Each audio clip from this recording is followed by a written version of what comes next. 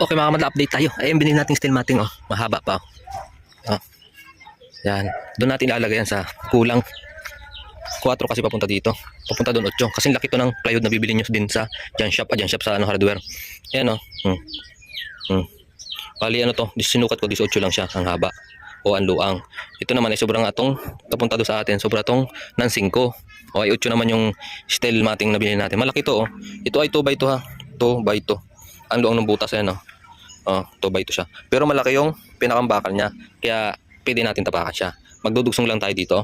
Yung puputulin natin doon, yun ang dudugsong natin dito. Oh, di ba? Solve na tayo. Yan yung papag ng ating loop, yung abangan natin. Malaki, sabi nga, malaki din abangan natin.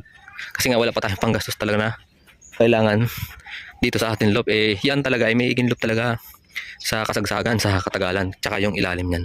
Sa ilalim, may igin loop din natin yan. Ito muna ang gagawin natin. Utik-utik lang yan.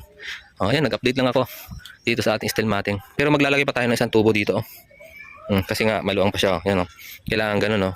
Ayan, oh, maglalagay isang tubo dito para okay na.